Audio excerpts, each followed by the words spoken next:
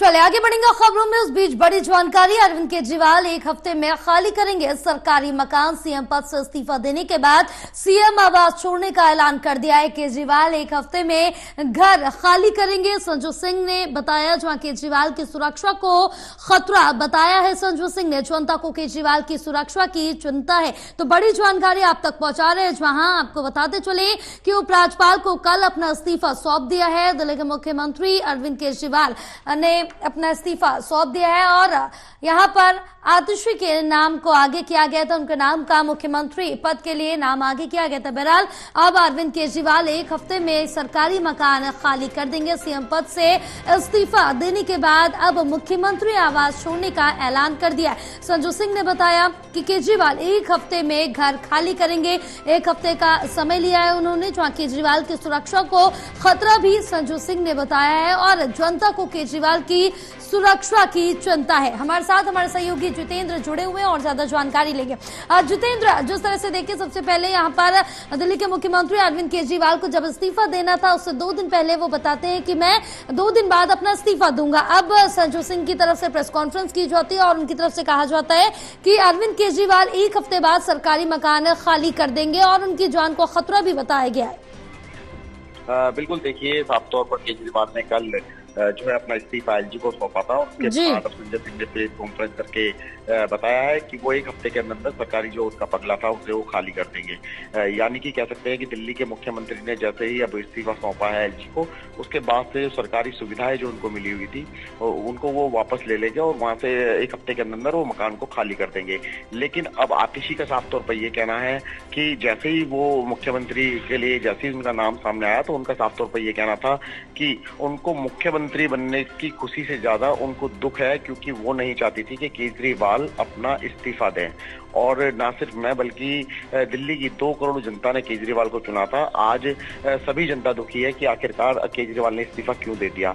लेकिन ऐसे में विपक्षी जो पार्टियां हैं उन्होंने साफ तौर पर यह कहा था कि केजरीवाल ने भ्रष्टाचार किया है जिसके चलते वो जेल में गए हैं, लेकिन अगर उन्हें इस्तीफा देना था तो जेल के अंदर से बैठ कर देते। लेकिन तमाम हम लोगों ने क्या कहा था केजरीवाल से कि वो इस्तीफा सौंपे अपना, लेकिन उन्होंने इस्तीफा नहीं सौंपा। लेकिन जैसे ही जब वो बाहर आए तो कोर्ट ने उनको पाबंदियां लगा दी कि वो किसी भी फाइल पर साइन नहीं कर सकते हैं, अपने आवास पर नहीं जा सकते, कार्यालय पर नहीं जा सकते हैं। तो ऐसे में तमाम जो पाबंदियां लगाई गई थी उसके बाद से केजरीवाल ने ये सोच करके हो सकता है कि इस्तीफा दिया हो। लेकिन दिल्ली बीजेपी प्रदेश अध्यक्ष वीरेंद्र सचदेवा का ये कहना था कि वो चाहते हैं कि पूरा मंत्रिमंडल जो है वो इस्तीफा दे।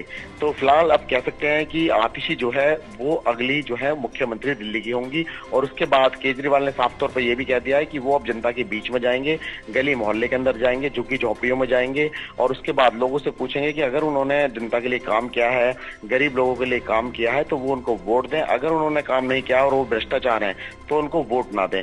तो ऐसे में अब देखने वाली बात यही होगी कि आने वाले विधानसभा चुनाव में क्या फिर से एक बार आम आदमी पार्टी जो है सरकार बना पाएगी या नहीं, ये देखने वाली बात होगी।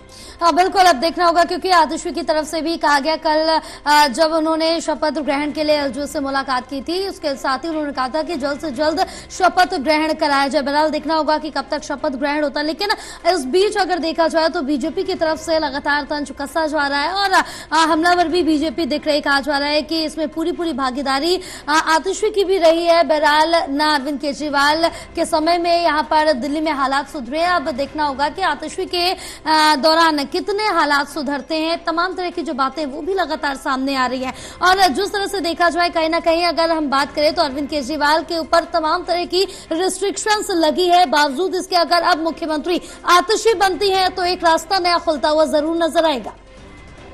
बिल्कुल, देखिए, आतिशी ने साफ कर दिया है कि वो दिल्ली का कोई भी काम रुकने नहीं देंगी। जैसे वो केजरीवाल बोलेंगे वो वैसा करेंगे। हालांकि विधानसभा चुनाव तक आतिशी जो है उनको मुख्यमंत्री बनाया गया है, लेकिन केजरीवाल का साफ तौर पर यह कहना था कि अगर जनता उनको वोट देगी, फिर से अगर आम आदमी पार्टी की सरकार बनती है और जनता उन्हें चाहती है तो उसके बाद ही अरविंद केजरीवाल फिर से दिल्ली के सीएम होंगे और जब से उसके बाद ही वो कुर्सी पर बैठेंगे। तो ये साफ तौर पर केजरीवाल ने कह दिया था कि अगर 1-2 महीने के यानी कि 2-4 महीने के अंदर जब भी चुनाव होंगे विधानसभा, जब तक के लिए आतिशी को चुना गया है, यानी कि दिल्ली की जो मुख्यमंत्री है वो आतिशी रहेंगी विधानसभा चुनाव तक, लेकिन उसके बाद अगर आम आदमी पार्टी सरकार बनाती है तो दिल्ली के मुख्यमंत्री अरविंद केजरीवाल रहेंगे।